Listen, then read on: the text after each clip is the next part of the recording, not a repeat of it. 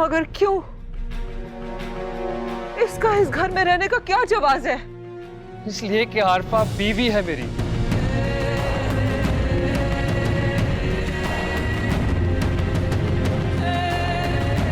कल रात को ही हमने निकाह कर लिए।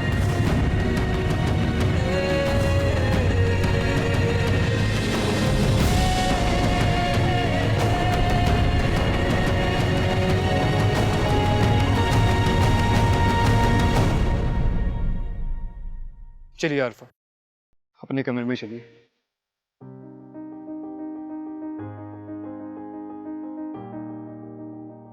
मैं रोती रही, चीखती रही, चिल्लाती रही कि ये औरत मेरे अली को नहीं छोड़ेगी, लेकिन मेरी किसी ने नहीं सुनी। इस बेवा को सुहाग की तलाश थी, ये कभी शौहर के बगैर नहीं रह सकती थी, कि मुझे पता था, लेकिन मेरी किसी ने नहीं सुनी। आप इतने परेशान और बेबस क्यों खड़े हैं? आप करते क्यों नहीं कुछ? ये सब आपकी वजह से हुआ है, आपकी ढील की वजह से हुआ है। मैंने आरफा को अली के दफ्तर से निकलवाया था, लेकिन आपने हिमायत की। मैं उसको अली से दूर करी थी और आपने फिर से उसे उसी दफ्तर में रख लिया। अगर आरफा ने मेरी हमदर्दी का नाजायज फायदा उठाया तो इसमें मेरा क्या कसूर? इस सोच मेरे से था कि भाई मेरे साथ ही करें। हर रिश्ते को बमाल करके जिस लड़की को मेरे लिए पसंद किया गया उसको बीवी बना के रहेंगे। वो आरफा को आपके सामने कमरे में ले गया और आप यहीं खड़े रह गए, कुछ नहीं किया आपने। उसका क्या होगा जिसे हम इज्जत से यहाँ पे आकर लाए हैं?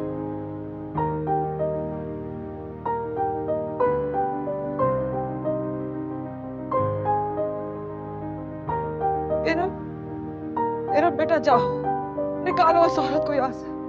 मैं क्या कह सकती हूँ अम्मी? बेटा, डोर तुम्हारे हाथों से फिसलती रही, लेकिन तुम उसे काबू नहीं कर सकती। अब सिर्फ एक सिरा रह गया, आखिरी सिरा तुम्हारे हाथ में रह गया बेटा, वो भी निकलने वाला है। उसे थाम लो बेटा, आखिरी सिरे को ना छोड़ना। इरम, हम सब तुम्हारे साथ हैं, लेकिन मेरे साथ अब अली तो नहीं है। आइए, अरे आइए ना। ये अब आपका कमरा है। अब आप आराम कीजिए, हर फिक्र से आज़ाद होकर। फिर थोड़ी देर बाद हम बाजार जाएंगे आपके और आलियान की शॉपिंग के लिए। प्लीज बैठिए। अरे बैठिए ना, मैं आपके लिए कुछ खाने के लिए देखता हूँ।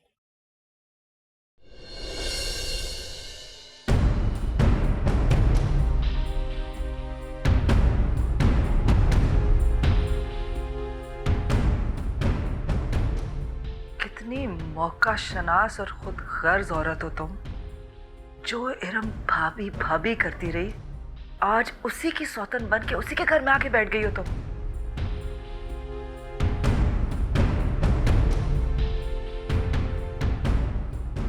ये मेरा घर है और मेरे बाद इरम का। ना इस घर पे तुम्हारा कोई हक है, ना तुम्हारे लिए कोई जगह। निकलो यहां से। अम्मी प्लीज, अब आरफा कहीं नहीं जाएंगी। ये यहां नहीं रह सकती अली। अम्मी अब आरफा यहीं रहेगी, कहीं नहीं जाएगी, वरना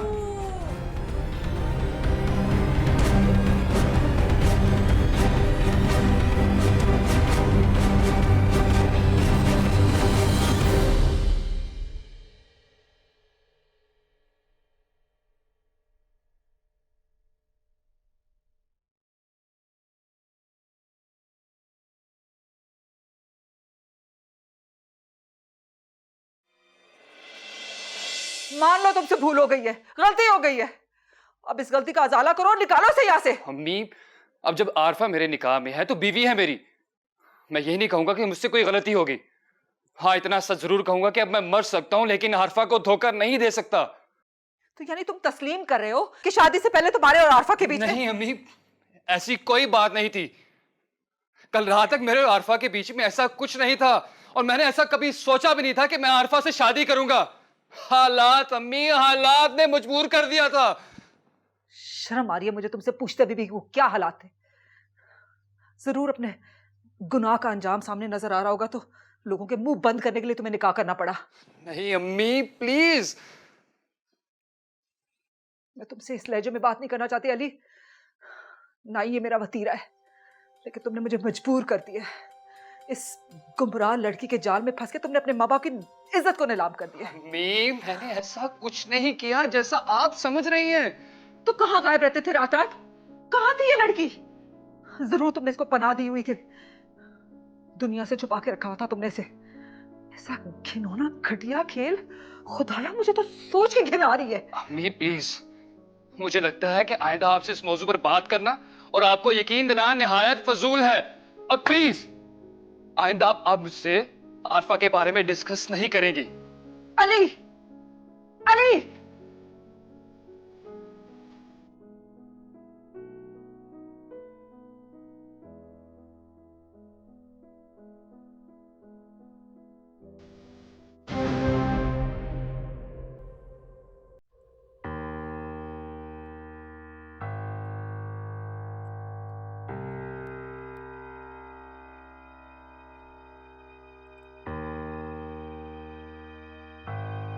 इरम,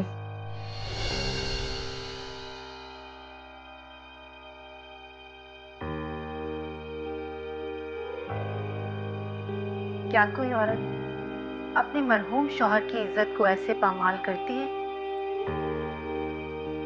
जिस तरह आपने किया? इरम मेरी बात तो सुनो।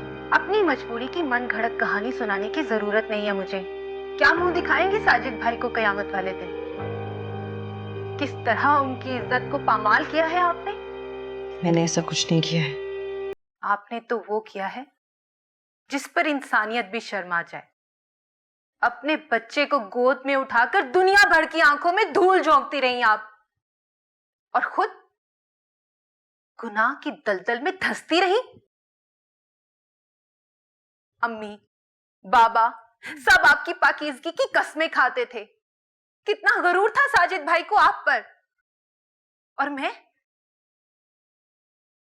आपको भाभी नहीं समझती थी। मैंने तो आपको अपनी मां का दर्जा दिया था।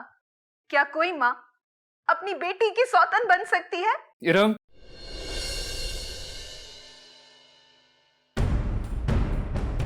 अपनी जबान को लगाम दो। आप अपनी ख्वाहिशों को लगाम डाल सके हैं जो मैं अपने अल्फाजों पर पाबंदी लगाऊं? मैं मानता हूं इरम कि मैंने तुम्हारे साथ बहुत ज्यादती की है, तुम्हें बहुत दुख पहुंचाया है, तुम्हारे साथ बुरा सलूक किया है, लेकिन तुम तो मेरी बीवी हो ना, तुम्हें मेरी बात तो सुननी चाहिए। हमेशा अपने दिल को झूठी तसल्लियां देती रही कि मेरा ख्यालात भटक रहे हैं, मेरा दिल बदगुमानी की तरफ जा रहा है। अम्मी, बाबा, मोहल्ले वाले सबका दिल बदगुमान हो रहा है। मेरा शौहर ऐसा नहीं हो सकता, वो सबसे अच्छा है, उसके किरदार में लर्जिश नहीं आ सकती। लेकिन मैं गलत थी और दुनिया वाले सच्चे थे। इरम मेरी मजबूरी को समझो। आपकी मजबूरी सिर्फ अली थे, वरना इन मौके पर आप मुस्तकीम से शादी के लिए इनकार ना करती। मैंने मुस्तकीम से शादी से इनकार नहीं किया, जुनैद भाई ने किया था। उसके बाद उन्होंने मुझे बेसहारा करके घर से निकाल दिया। इसलिए कि वो एक गैरतमंद भाई था। आपने उसके घर में रह के उसी की इज्जत के साथ खेलना जो शुरू कर दिया था आपने। बस इरम, तुम अपनी हद से ज्यादा बढ़ रही हो। अगर तुमने मेरी बात तसल्ली से सुननी है सुनो, वरना जो दिल में है समझती रहो, वैसा जैसे सब समझ रहे हैं।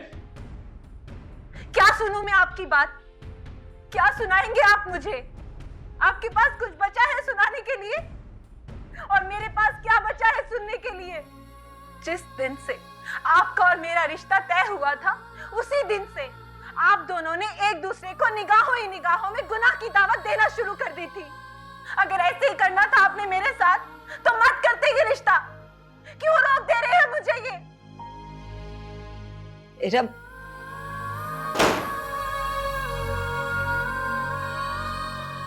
अली,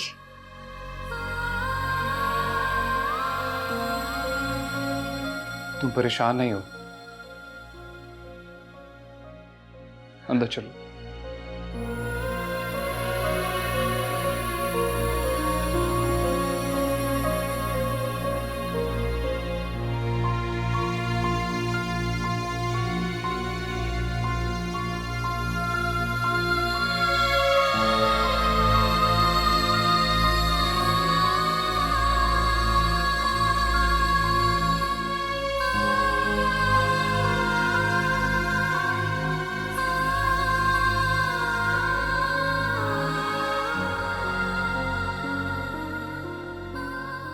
जो कुछ हुआ उसे भुलाने की कोशिश करो आरफा।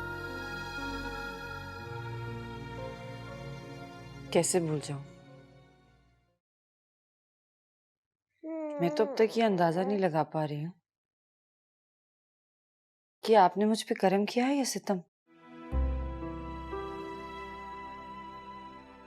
मैं कैसे समझाऊंगी इन सबको? तुम्हें किसी को कोई समझाने की जरूरत नहीं है और ना ही सफाई देने की जरूरत है। और मैंने तुम पर कोई एहसान नहीं किया। जो कुछ किया तकदीर ने किया और वही हमें कबूल भी करना है। कोई कबूल करे या ना करे, हम हर एक को सफाई नहीं दे सकते। हमने जिस राह पे कदम रखे हैं ना, ये कांटों भरी राह है। इरम आपकी बीवी है, आपसे बदगुमान हो गई। फिर अम्मी, अब्बू, आलिया, इमरान। देखो आरफा, तुम्हें फिक्र करने की कोई जरूरत नहीं है। सब ठीक हो जाएगा। कैसे ठीक हो जाएगा? कुछ ठीक नहीं होगा। इरम मेरी बहनों जैसी है। किसी भी औरत के लिए सुहाग का बंटवारा किसी जानलेवा दुख से कम नहीं होता। और ये दुख आपने दिया है इरम को। आप और मैं गुनाहगार हैं इरम के लिए।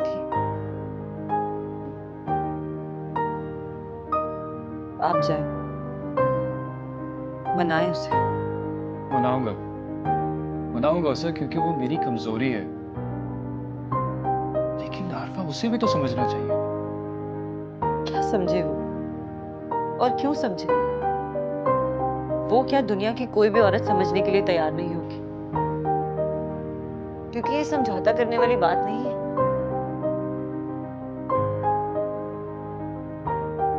हम जाएं।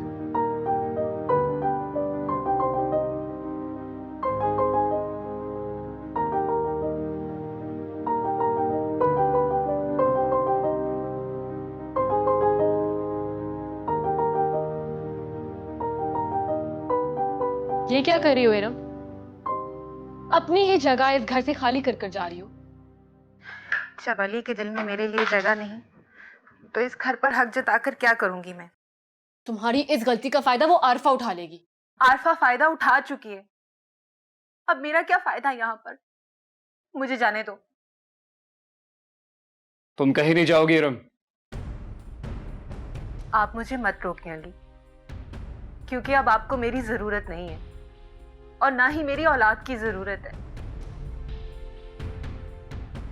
अब आपके पास एक बीवी भी है और एक बच्चा भी। क्या कहा तुमने? वो बच्चा तुम्हारा भी खून है। मेरी सौतन की औलाद मेरा खून कैसे हो सकती है अली?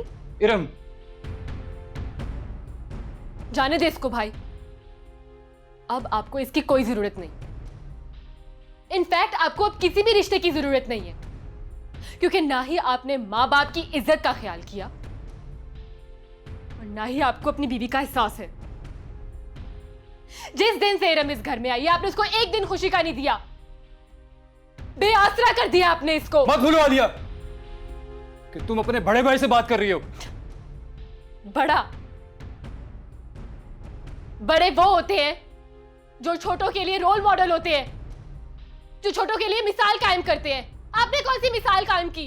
एक बच्चे की मां को भगाने की या फिर कोर्ट मैरिज करने की? शट अप आलिया, तुम हद से ज्यादा तजावुज कर रही हो। ना आरफा घर से भागी है और ना ही हमने कोर्ट मैरिज की है। आप इस शादी को कोई भी नाम दें, लेकिन कहलाएगी ये कोर्ट मैरिज ही। एक ऐसी शादी जो इज्जत का नहीं बदनामी का बाइस बनी है अली। इरम चुप हो जाओ। क्यों चुप हो जाऊं मैं? इसलिए कि आपकी फितरत ही हर जाइए। ठीक है, ठीक है इरम, अगर तुम घर जाना चाहती हो तो शौक से जाओ, मगर एक बात याद रखना, मैं तुम्हें लेने के लिए तुम्हारे पीछे हरगिज नहीं आऊंगा।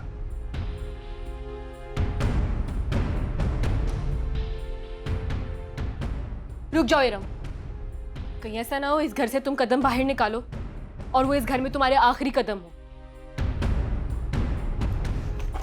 इरम, इरम रुक जाओ। इरम, इरम। ये क्या किया आलिया तुमने? इरम घर छोड़ के जा रही थी तो कम से कम मुझे तो बताना चाहिए था, मैं उसको कभी ना जाने देती। भाई के सामने गई है वो। बड़ी बेवकूफ़ी की है इरम ने, आरफा के लिए रास्ता खुला छोड़ दिया। अली ने नहीं रोका। भाई क्यों रोकेंगे उसे? जरूर आरफा के कहने पे नहीं रोका होगा। इस एक आरफा की वजह से हमारे घर का सुकून बर्बाद हो गया, खुशियां खत्म हो गई। आलिया, कितने धूमधाम से तुम्हारी शादी करने का सोचा था और कितनी खामोशी से तुम्हारा निकाह पढ़वा के तुम्हें रुखसत कर दिया मैंने। वो तो शुक्र है मामा, मेरी शादी के फौरन बाद मेरे इन लॉज कनाडा चले गए और फिर अदील की भी क्लासेस शुरू हो गई तो वो अमेरिका चला गया, वरना मेरी क्या इज्जत रह जाती। अब तो मम्मी भी इंसिस्ट कर रही हैं कि मैं उनके पास कनाडा आ जाऊं। ठीक है, तुम जाओ, अपने ससुराल को देखो, अपने घर को देखो बेटा। मामा, आपको इन हालात में मैं किस तरह छोड़ के जाऊं? आप फोन करके इरम को घर बुला लें। नहीं, मैं खुद जाऊंगी, उसके माँ बाप से माफ़ी मांगूंगी। इतने अरमानों से ब्याह के लाई थी उसे और इतनी बेदर्दी से मेरे बेटे ने उसके अरमानों का गला घोट दिया। मैं उसके माँ बाप की मुजरिम हूँ आलिया, मैं खुद जाऊंगी। लेकिन मामा, अगर आप गई तो मेरा मतलब है इस वक्त इरम के माँ बाप गुस्से में हैं। अगर आप अभी गई तो शायद वो आपके साथ गुस्ताखी ना कर दे। नहीं, मैं ज़रूर जाऊंगी बेटा, उनका हक बनता है। क्या सोचा था, क्या हो गया?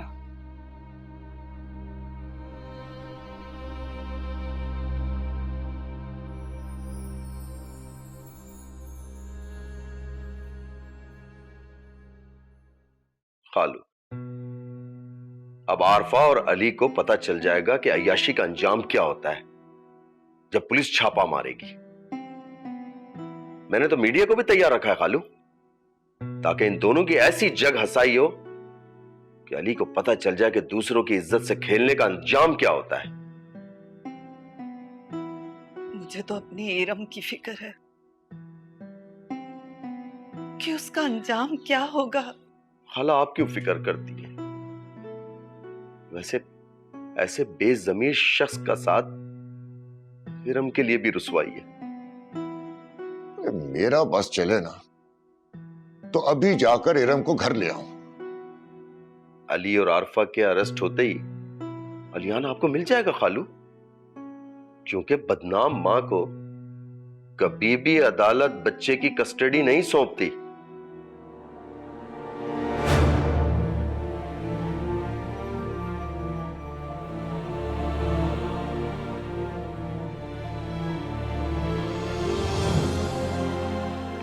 मेरी जान, किसके साथ आई हो तुम? क्या हुआ है? होना क्या है, उस बेजमीर शख्स ने हाथ पकड़कर घर से बाहर निकाल दिया होगा। तुम फिक्र ना करो बेटा, उन दोनों का बुरा वक्त आ गया है। हम लोग अभी थाने में रिपोर्ट दर्ज करवा कर आए हैं।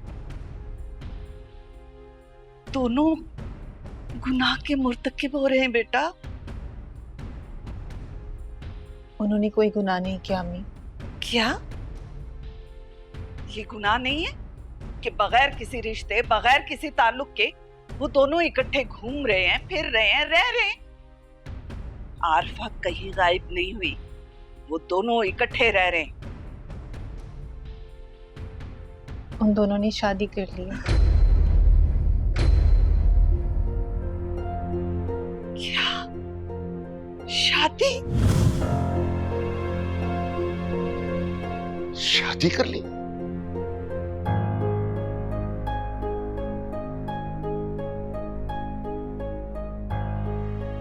मुस्तकीम मैं चिल्लाता रहा, रोता रहा, मगर तुम्हारी खाला ने मेरी एक नहीं सुनी। अरे मैंने कितना मना किया था कि इन अमीरों से नाता मत जोड़ो, ये दिल तोड़ने में देर नहीं लगाते। अरे ताहिरा बेगम, तुमने मेरी बेटी की जिंदगी बर्बाद कर दी।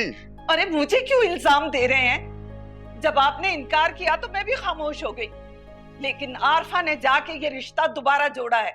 वो इसलिए खाला के आरफा के दिल में पहले से ही खोट आ गई थी। खैर, पिछली बातों को रहने दे। अब यह सोचना है कि हमने इरम को कैसे बचाना है, किस तरह उस शख्स से इसकी जान छुड़ानी है। इरम को नहीं, अली को आरफा को तलाक देनी होगी। खाला, ऐसे शख्स का क्या भरोसा? आरफा को छोड़ने के बाद कोई दूसरी आरफा उसकी जिंदगी में आ जाएगी। वैसे ही उसकी ज़हनियत एक भंवरा सिफर शख्सियत है वो। मैं तलाक नहीं लूंगी। बेटा ये क्या कह रही हो?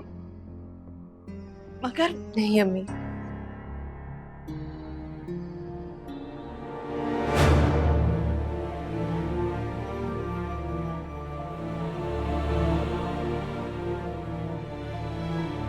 क्यों आई हैं आप?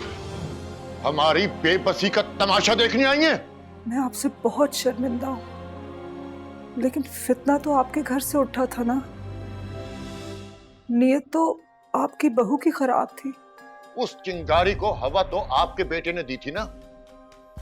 दिल में खोट तो आपके बेटे में था, तरबियत की कमी आपकी थी। आप हमारी तरबियत को मत इल्जाम दें। वैसे भी मैं यहाँ अपनी बहू से मिलने और उसे लेने आई हूँ।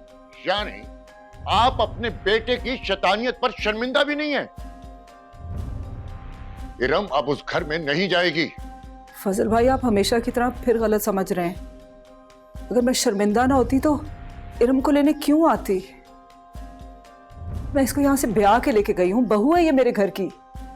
अगर इरम मेरा साथ दे तो ये आरफा को अली की जिंदगी से निकाल सकती है,